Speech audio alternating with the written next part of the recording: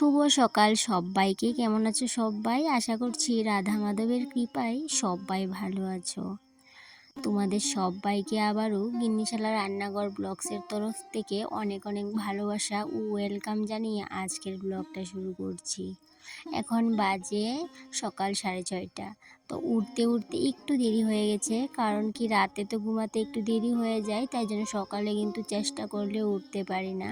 কিন্তু চেষ্টা করি যে 5টার মধ্যে ঘুম থেকে উঠে যেতে, কিন্তু ওই যে আর পেরে উঠি না। আর কালকে রাতে না, রাতের বেলার বাসনগুলোও ধোয়া হয়নি, তাই জন্য যে সকালবেলা উঠেই ঘর দোর ঝাড় দিয়ে সবার প্রথমে কিচেনের বাসনগুলো নিয়ে বেরিয়ে পড়লাম। তারপর সেগুলোকে ধুয়ে চলে আসলাম সোজা রান্নাঘরে। তারপর জায়গা মতো আবার রেখেও দিলাম। তারপর এদিকে দেখো, গ্যাসের চুলাটা তো রাতের বেলায় মুছে নিয়েছিলাম, কিন্তু এখন আবার মুছে নিয়েছি।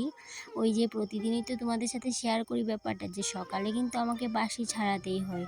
তো যাই হোক, এদিকে দেখো গ্যাসের নিচে ইঁদুরে কি করেছে, অনেকটাই নোংরা করে রেখেছে। তো সেটা দেখে না মাথাটা একদম খারাপ হয়ে গেছে। কি নোংরা এনে রেখে দিয়েছে। তো তার জন্য কিন্তু একটু বেশি সময় লেগেছে আজকে গ্যাসের নিচটা মুছতে, একদম কিন্তু নোংরা হয়েছিল। তো যাই হোক, এদিকে ইন্ডাকশনটাও মুছে নিচ্ছি। তো যেহেতু আমার কিচেনটাকে আমি সবসময় ঝকঝকে রাখার চেষ্টা করি, তাই জন্য কিন্তু সবসময় কিন্তু প্রতিদিন কিন্তু পরিষ্কার পরিচ্ছন্ন করতে হয়।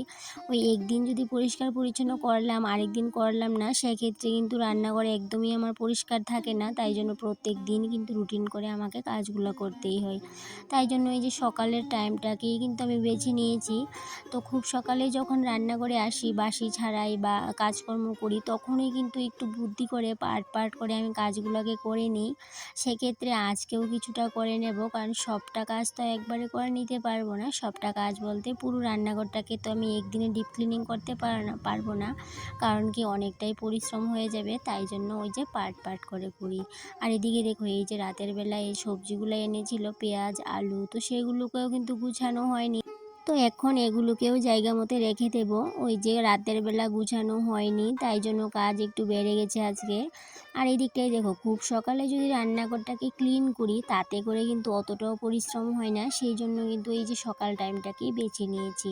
তবে আমি অন্য দিন কিন্তু আধ ঘন্টা করে কাজ করি রান্নাঘরে, কিন্তু আজকে না আগে থেকেই প্ল্যান করে রেখেছিলাম যে আজকে আমি 1 ঘন্টা কাজ করব। কেন কি রান্নাঘরে একটু কাজ ছিল, তো তাই জন্য ওই যে বললাম রাতের বাসনগুলো ধোয়া হয়নি। সেক্ষেত্রে এই যে সবজিগুলো এনেছিল, সবজিগুলো বলতে আলু পেঁয়াজ, সেগুলোকে কিন্তু গুছানো হয়নি, জায়গা মতো রাখা হয়নি। তো এটা সেটা করতে কিন্তু একটু সময় লেগে যাবে, তাই জন্য কিন্তু ওই 1 ঘন্টাই হাতে নিয়ে নিয়েছিলাম। আর এই 1 ঘন্টা হাতে নেওয়ারও কিন্তু একটা কারণ আছে। সেটা কি বলতো? সেটা হচ্ছে আজকে হাজব্যান্ড একটু দেরি করে বের হবে, আর তার সাথে ছেলেরও স্কুল নেই। তো তাই জন্য ভাবলাম 1 ঘন্টা যদি আমি রান্নাঘরে কাজও করি, তাতে কোনো সমস্যা নেই। তো সেই ভেবেই কিন্তু 1 ঘন্টা হাতে নিয়েছি আজকে। আর এই আজকে 1 ঘন্টা সময়ের মধ্যে কিন্তু পুরো কিচেনটাকে একদম ঝকঝকে চকচকে করে নেব, আর একটু গুছিয়েও নেব। তো তোমরা একটা জিনিস খেয়াল করেছো কিনা জানি না, আজকে না ওই যে গতকালকে চালের ড্রামটা আমি টেবিলের নিচটায় নিয়ে আসলাম, তো সেটা না কালকে থেকেই ভাবছিলাম যে চালের ড্রামটা না একটু নোংরা, বলতে অনেক দিন হয়েছে তো পুরনো, তাই জন্য কিন্তু অনেকটাই দাগ। সেই দাগগুলোকে না আমি কিন্তু ধুয়েও উঠাতে পারি না। তো ভাবলাম কি করা যায়। তো সেই জন্য আমারই একটা উড়না দিয়ে এই যে ড্রামটাকে ঢেকে রাখলাম, তাতে করে কিন্তু অনেকটাই ভালো লাগছে, তাই না? যে টেবিলের নিচে দেখতেই পেরেছো কিনা জানি না, তবে আমি সেটা আগে বলতে ভুলে গিয়েছিলাম। আর এদিকে দেখো, এই যে আমার বাসনের র্যাকটা, এটাকেও কিন্তু সরাবো না বলে ভেবেছিলাম যে আজকে আর সরাবো না, কালকে সরিয়ে এই জায়গাটা পরিষ্কার করে নেব। তো তারপর দেখি র্যাকটার নিচে অনেকটাই নোংরা হয়ে আছে। তো যেহেতু দেখে ফেলেছি নোংরা হয়ে আছে, সেক্ষেত্রে তো আর উপায় নেই, এই যে পরিষ্কার তো আমাকে করতেই হবে। তাই জন্য চটজলদি কিন্তু র্যাকটাকে সরিয়ে নিলাম। তারপর র্যাকটাকে সরিয়ে আবার এই জায়গাটাকে ভালো করে ঝাড় দিয়ে পরিষ্কার করে আবার র্যাকটাকে জায়গা মতো রেখে দিলাম।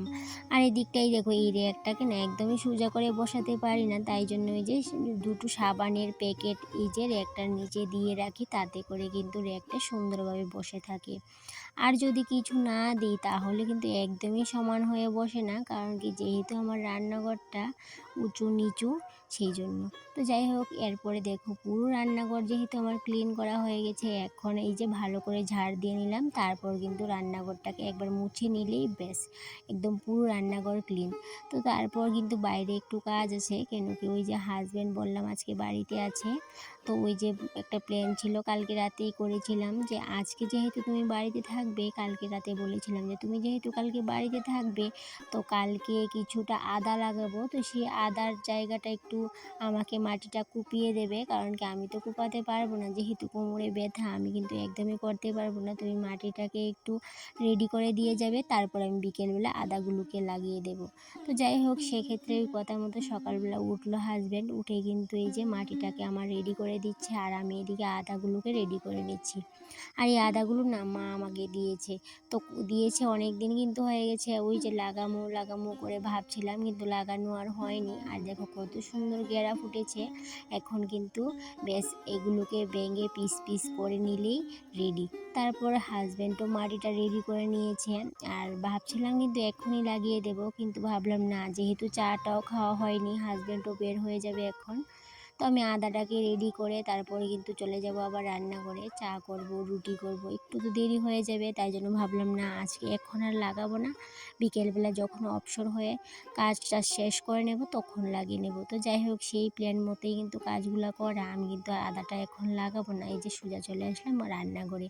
তো রান্নাঘরে তো আমার এমনিতেই সমস্ত কাজবাজ হয়ে গেছে, সেটা তো তোমরা দেখতেই পেলে। তো এখন শুধু এই যে রুটি করে নেব, তারপরে হাজব্যান্ড রুটি খেয়ে কিন্তু বেরিয়েও গেছে।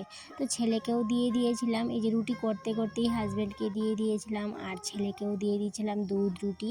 তার সাথে এবার বাকি রয়েছে আমি, আমার কিন্তু এখনও খাওয়া হয়নি, তো ভাবলাম না আমিও খেয়ে নিই। তো খেয়ে নেই বলতে একবারে শেষ না করে তো আর খেতে পারি না, তাই জন্য এই যে একবার রুটিটা কমপ্লিট করে তারপরে এই যে নিজের জন্য চা বসিয়ে দিলাম। তো এখন যে এই যে চা রুটি করছি, রান্নাঘরে কাজ করছি, সত্যি কথা বলতে আমার না অনেকটাই ভালো লাগছে, কেন কি পুরো রান্নাঘরে একদমই কিন্তু ক্লিন, আমার কোনো কাজ নেই এক্সট্রা, সমস্ত কিন্তু গুছিয়ে নিয়েছি, কিন্তু রান্নাটা করা হয়নি, রান্নাটা একটু পর করে নেব। তো এভাবেই কিন্তু প্রত্যেক দিন আমি আমার জংকার পড়া ছোট্ট টিনের কিচেনটাকে প্রতিদিন সকালে 1 ঘন্টা হোক বা আধ ঘন্টা হোক এভাবেই ক্লিন করে মনের মতো করে গুছিয়ে রাখি। একটু একটু করে পরিবর্তন করার চেষ্টা করি, কারণ প্রত্যেক দিন যদি একই রকমভাবে গুছিয়ে রাখি ভালো লাগে না, নিজের থেকেই ভালো লাগে না, তাই জন্য প্রত্যেক দিন একটু একটু অন্যরকমভাবে গুছিয়ে রাখার চেষ্টা করি। আর এদিকে দেখো ছেলের জন্য আজকে একটু খিচুড়ি করে নিচ্ছি চা খাওয়ার পরে, কারণ ছেলে বলছিল না আজকে একটু খিচুড়ি খেতে ইচ্ছে করছিল, তাই জন্য ওর জন্য একটু খিচুড়ি করে নিলাম। খিচুড়িটা না চায়ের সসপ্যানেই বসিয়ে দিলাম, কেন কি খিচুড়িটা একটু কম করেই করব, কারণ আমারও খেতে ইচ্ছে নেই, শুধুমাত্র ছেলেই খাবে, তাও আবার এই যে সকাল টাইমটাই খাবে, দুপুরে তো আবার ভাত খাবে, তাই জন্য একটু কম করে করে নিলাম।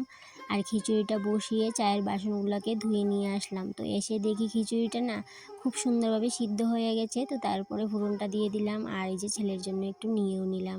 তো যাই হোক, এই যে এখন ঠান্ডা করে ছেলেকে দিয়ে দেব। আর সেই সাথে না আজকের ব্লগ ভিডিওটা এই পর্যন্তই, আবার দেখা হবে পরবর্তী কোনো একটা ব্লগে, ততক্ষণে তোমরা ভালো থেকো, সুস্থ থেকো, টাটা।